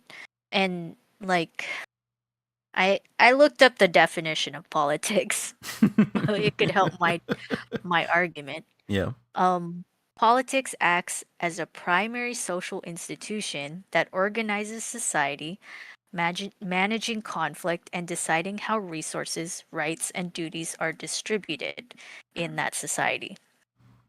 So, because we live in a society Mm-hmm. that's governed by a government, we should contribute to that. We should contribute to politics. We should be trying to be educated on political issues and political, just, the state of what's going on For in our sure. society, Mm-hmm. because you don't want bad things happening Right. around you. You want good things happening around you, and the best way to educate yourself about that is just, okay, how can I use my voice to fix that? Oh, well, I should probably educate myself on politics because that's what helps run at our Everything. society, Yeah. organizes it, distributes the resources, rights, and duties Mm-hmm. to the society, to the thing that you're living in, okay? Um, my opinion is that it's okay to not want to make your platform, whatever it is, like she streams, right? It's okay Right. if you don't want to portray your political stance on something. That's fine. Like, Mm-hmm. you play video games, that's cool. But when asked, like she was being asked her opinion on ICE, I think it's wrong to answer that you're apolitical. Um, because you live in that society, right? You Mm-hmm. live in America. There's no way you can't be apolitical. And I'm speaking this to everybody too, whether you have a platform or not. Yeah. I think it's wrong to not stand on something. If you, and here's my take on that. I Mm-hmm. think when you claim to be apolitical or claim to, oh, I don't really pay attention to politics, I think you're lying. I think you're actually ashamed in what stance you have politically, Yeah. because you know that a lot of people that you talk to, or in her case, her following, is like for ICE, or Mm-hmm. for a specific agenda. That's Yeah. why she chose to, oh, I'm apolitical. I don't pay attention to politics. What's ICE? Like, fuck off. You are just embarrassed about your your political standing. Mm-hmm. You know that people would unfollow you if they found out. Yeah. And like, my take is, you can be Democrat, you can be Republican, you can be third party, but you can't just throw away your voice or your brain to just Mm-hmm. be like, I don't want to get involved in politics. I'm not interested. I think you have a moral duty to yourself, as an adult, to your kids, to, just the people around you, um, as part of this society, to contribute in a way. So Mm-hmm. you just need to educate yourself on what party, whatever it is, aligns with you. Go vote. Don't throw away your voice, Mm-hmm. just because you're afraid. Even if the system is rigged, because a lot of people say that too. Oh, I don't involve myself in politics because, the system's rigged. I'm not Democrat or Republican, you know. Yeah. Go vote anyway, Yeah. because they keep that record of who voted for what. And Mm-hmm. that might start a conversation like, hey, you know, the Republican Party won or the Democratic Party won. But look, a bunch of people in our society have voted third party. Let's look Mm-hmm. at the stuff that they wanted and voted for. Let's see what we can implement, Mm-hmm. into our government strategies and stuff like that. That's pretty popular with Yeah. this, part of the populace. I mean, just look what's Um, happening here in Texas. yeah. And the potential flip. Yeah. Mm. Exactly. Like, use your voice. Go vote. Go, and even like after you vote, go talk about it. Like, don't be afraid to educate yourself. Like, go do Yeah. something. Use your brain. You have a brain. Like, and that's what makes me so mad about her, Mm-hmm. because it's like, what excuse do you have? You Oh don't have man. any excuse. And a lot of people online are saying her what a privilege it is to be apolitical Mm-hmm. because you're half white. Yeah. Like, she doesn't And see wealthy at that. Mhm. Yeah. She doesn't see this affecting her because of the privilege that is given to her because Mm-hmm. of how she looks, which is, ugh, Yeah. like Yeah, it's that's all I sickening. can say. That's ugh, that's gross. Like, It's gross, but also, man. girl, you're half Asian. Like, Yeah. you can't even like, girl, wake up. Like, Yeah, this whole thing, oh my god. Whenever I first heard about it, um and I saw that quote of hers about needing to get off the internet if you're looking for a political oh my response to a gosh. non-political streamer. And and my first thought was the reason people want to understand your stance on ICE or your political takes is because people want to know who they're supporting, right? Whether that be Mm-hmm. through donations, whether that be through views or, through sharing or anything, right? People want to know who is this person that they're giving their time and money to, you know? Um Mm-hmm. if she can't give a surface take, just a surface take on a national incident or a national event, right? Then um I think that her political complacency and her apathy are pretty much just a testament to her just being out of touch, right? And that Mm-hmm. she essentially gives a positive consent towards the events that are taking place, right?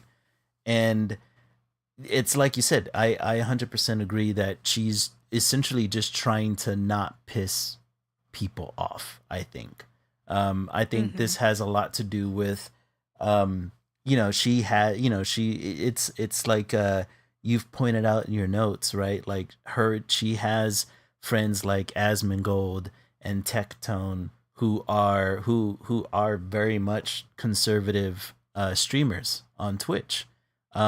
Even Mm-hmm. though they always try to play like this, I'm in the middle of the road, you know, political stances, but they always side with conservative takes, right? And Mm-hmm. obviously, Asmongold is anti-immigration. He's professed himself to be anti-woke a number of times, and then of course Tectone became very he became very conservative after his allegations of assault came to light. Um, Oh gosh. yeah, he acted like, oh, you brought this out in me, and Oh, that's so awful. You're gross. You're yeah, actually the it's worst. so stupid, man. Ugh. Like probably one of my favorite quotes whenever it comes to what role politics play in people's everyday lives came from Philip DeFranco, where he said that you may not fuck with politics, but politics fucks with you. Um, I don't think anybody cannot be political, um, because it's like you said, right? Politics play a gigantic role in our everyday lives. Everything, pretty much everything that surrounds us, is dictated by how we interact with her, or how we interact with each other. The social cohesion. That's all politics, man. Um, Mhm.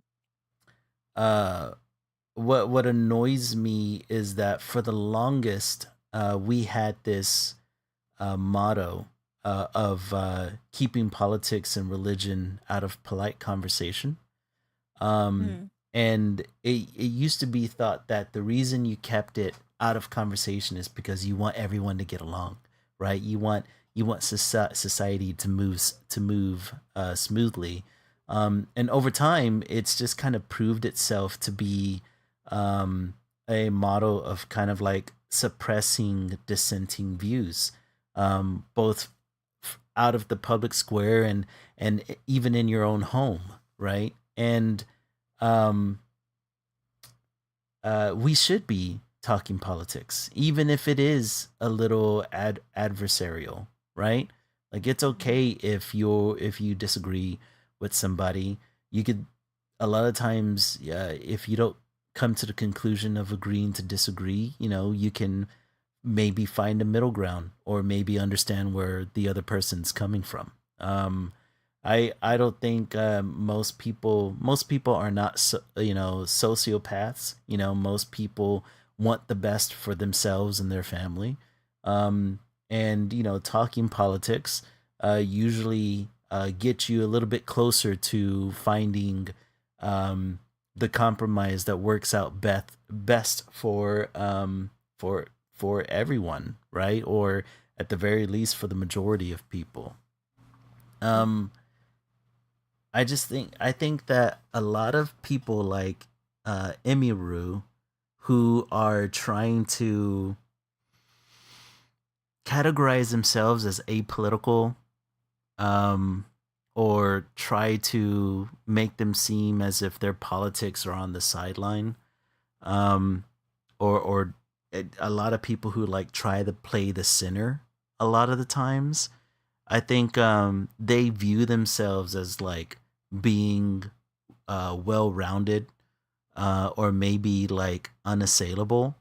Um, but I think in our current um, era, where we have a federal government committing a whole bunch of illiberal actions, I think Mm. trying to be apolitical and trying to be, in the center or on the sidelines just means that you're consenting to the actions um, Mm. of the current administration, right? And that's what I view her statement as being, right? She's consenting to it Yeah. because it doesn't affect her.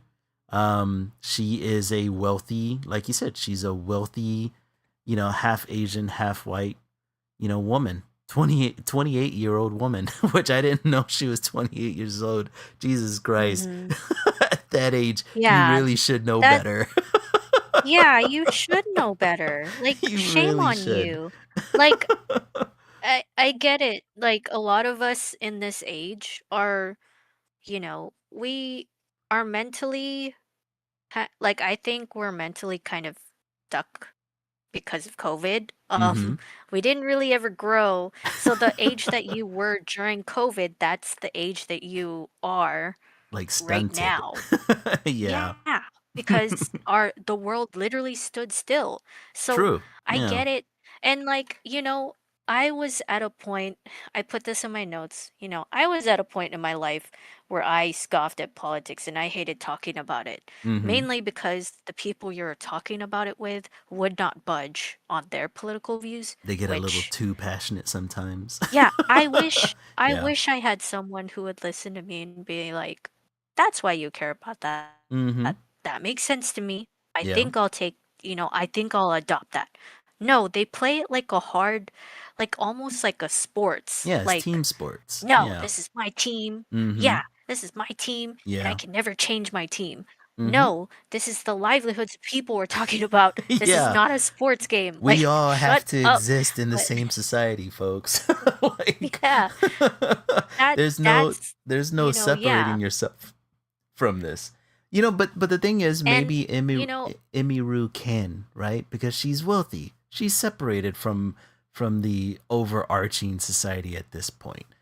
Like but I think it's that much that maybe she can like I maybe she think can what? well she belongs to a financial bracket that's beyond what most of us will ever experience, right?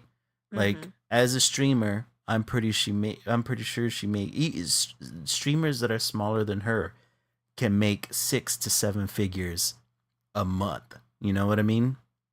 So I'm pretty Mhm. sure she is in an income bracket that's separated from most, if most of Americans. So she can separate herself. Yeah, she, like Mark said, she's a millionaire. She can separate herself from the larger or the society as a whole, right?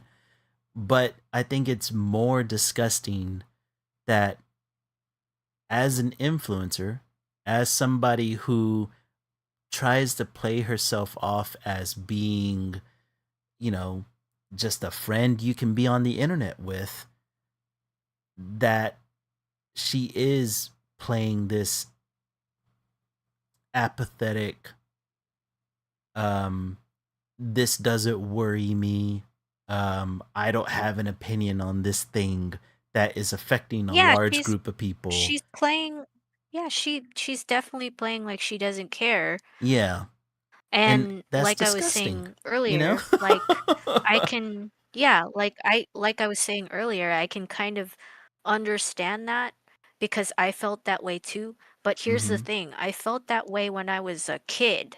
Like Yeah, when it obviously you're like separated from it as a kid.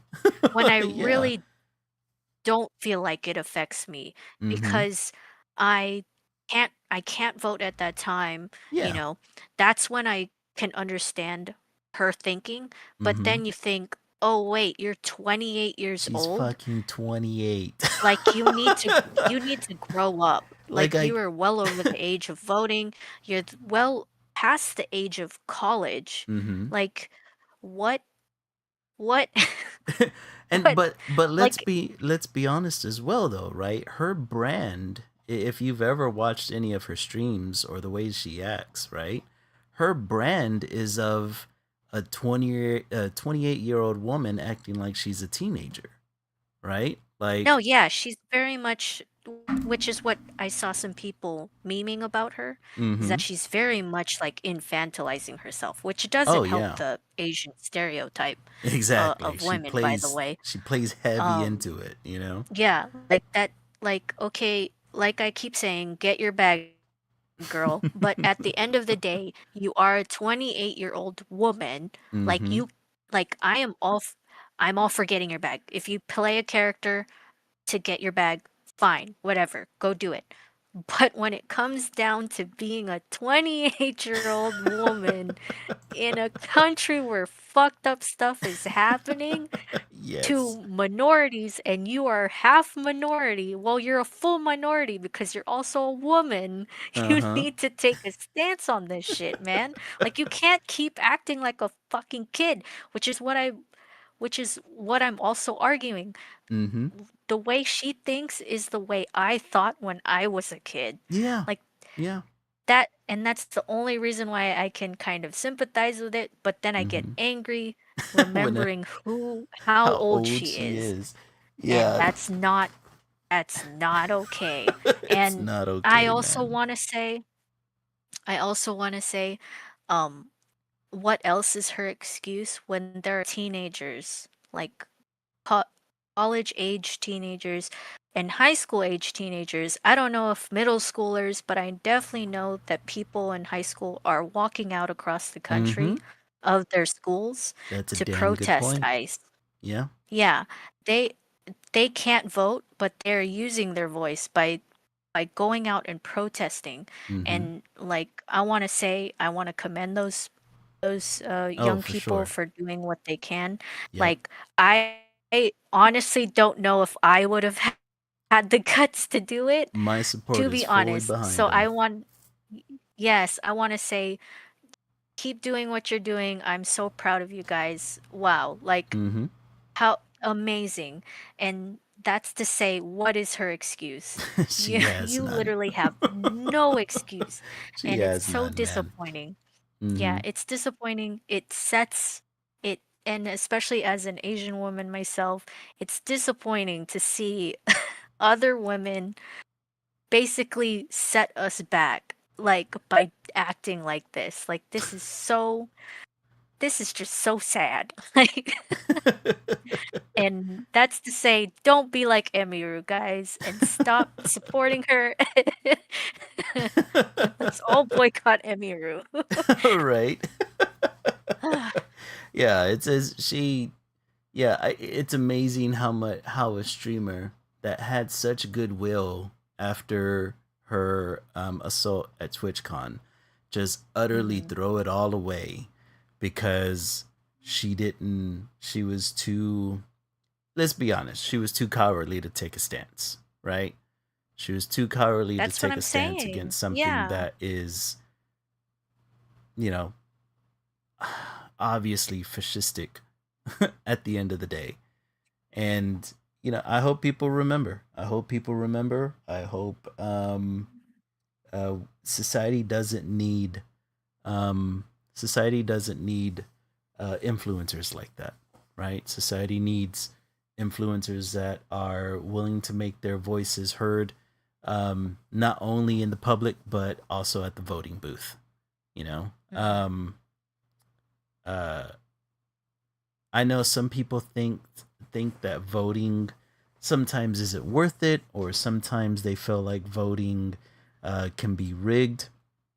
But my take on it is, if voting didn't work, you wouldn't have this administration or Republicans in general doing everything they possibly can to gerrymander, suppress, or dilute the vote, right? It works as long as people are exercising that right. So, Mm. you know, yeah, yeah, just I hate to sound so harsh, but fuck Emaru and her. And I don't Honestly, even yeah. I don't even know whether or not to call it a grift. Um, I guess it kind of is a grift if she's just like portraying this image for the sake of making the bag. But fuck me, man. Like, yeah, you need to. It's time to grow up. You can continue to like cosplay. You can continue to do goofy things on the internet. Nobody stops you from doing that. But be informed. Be stand 10 toes down. Right. If you don't if you support ICE, say it with your whole ass chest. And if you're afraid to do that, well then you need to either reflect on your personal stance, or Hmm. um, B, just reflect who you are as a person. Yeah, if you are, like I said, if you are embarrassed by your stance, Uh huh. how maybe look inward. Yeah. Why am I embarrassed by this? Why do I care about what what other people think Mm if hmm. that's what I really support? Let's self-explore, guys. And I Yeah. think that's what a lot of people lack. I totally believe that's what Emiru lacks. I think I'm just I just like you said, like stay true to what you believe in. Mm If hmm. that's what you believe in, then okay, go for it, man. But Yeah.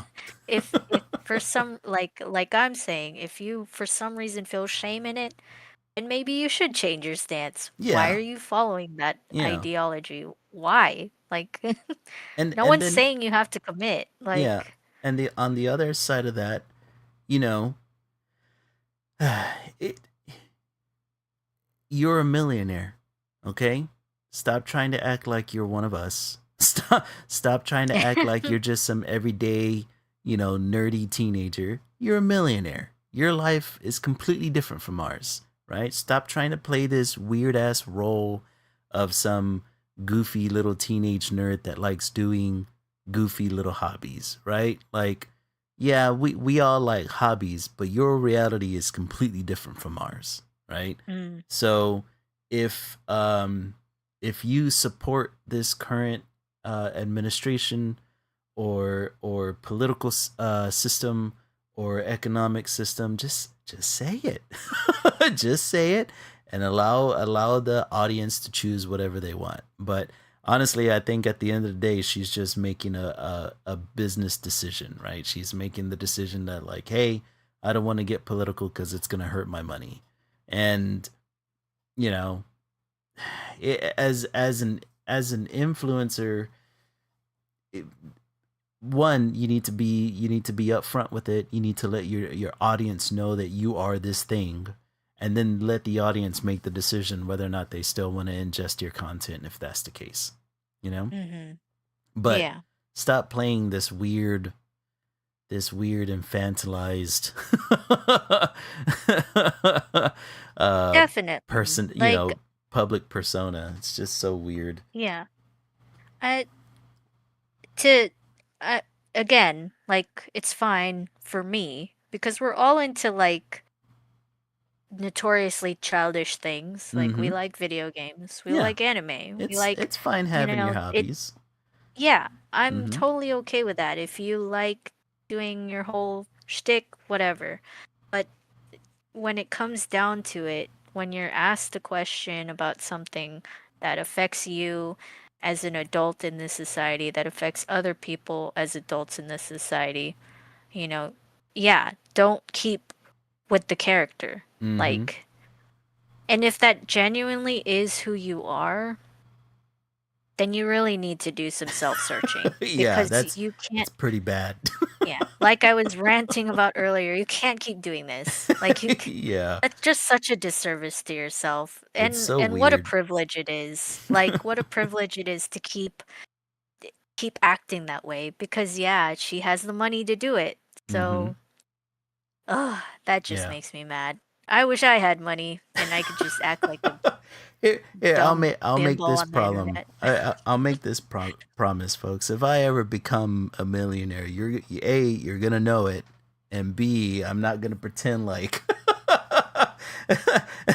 I'm not gonna pretend like I'm somebody I'm not. You know, like A lot of like people do though. I Oh know, my man. gosh. It's A crazy. lot of Like a lot I of these influencers yeah. who become millionaires. I'm glad that most of the influencers that I watch, especially the ones that are incredibly wealthy, they still hold their principles, um, because they still remember how they were before they became the millionaire. You know what I mean? Mm, And yeah. they'll they'll a lot of times they'll be the first ones to say like, hey, I ain't gonna lie to you, this isn't something that affects me, but I understand where yada yada yada comes from, and I hold this stance because of so on and so forth. It's the people who like role play as the common everyday man whenever they're not, that's just really, it irks the ever living hell out of me, because it's like, Mm, you have influencers out there that pretend like they're for the people, and they're all about uh uh you know uh political ideals that lend to the opposite of being a millionaire, and yet they still live the life of millionaires. You know what I mean? And that mm, kind of stuff is disgusting. And I think Imaru is another influencer that falls into that category of, yeah, like she's just trying to sell persona, um, without without um, I guess she's just trying to sell this false persona, um, that's more misleading to the general audience and to her fans. I would assume than it does um, give off some sort of authenticity, And it's mm. disgusting, and especially whenever you're dealing with something as blatantly blatantly illiberal and just detrimental to society as a whole, as with something like ICE, Mhm. and what they're doing. So, do better. Like, I know that sounds cliche, but for the love of God, do better. Yeah, definitely. Like, Hmm. ugh. But Oh man. that's a good stopping point for Yep. our stream. We are past It's the 9 o'clock hour. that hour. Let's take a look at some of the stuff we worked on. Let me pull up my Oh yeah. Procreate. There we go. Oh, I got kind of far. Not as far as I wanted to.